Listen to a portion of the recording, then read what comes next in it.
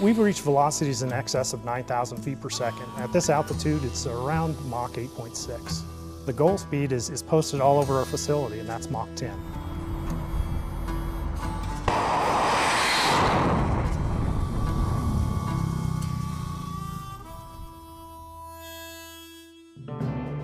So the Holloman high-speed test track harkens back to the 1950s. It's easy for me to look back with a certain amount of nostalgia and say, ah, those were the good old days. In a sense, they were. But look at the progress that has been made since those so-called good old days. If you look back in our history, one of the hallmark figures of the test track was Colonel Staff. So he was secured in a sled and was carried down the test track and encountered water braking, which is a common source to slow our sleds down, and encountered in excess of 40 Gs in deceleration. Missions changed over time. Track has changed. It's grown from 3,500 feet to 50,000 feet. And now, of course, we're not strapping live personnel to the track anymore. We carry out egress missions, but we use highly instrumented mannequins now, and all the data that can be collected on a mannequin, you're just not going to get with a human.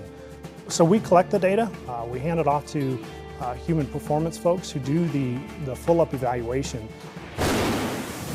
As we progress through generations and different sizes of humans to include now the female pilot force and smaller males, we can test in these ejection seats, reproduce those forces, and ensure the safety of the design down to the sizes and up to the max size of current ejection seat occupants. Whenever there's a big change, if you're adding weight to a helmet, for instance, if you're changing your flight gear, if you need to change a sequencer, or if you need to change componentry on a seat, we need to check that out before it's going to be fielded out in the fleet. So that's a large part of our job here and drives our egress mission. So our impact to the Air Force is directly supporting the warfighter.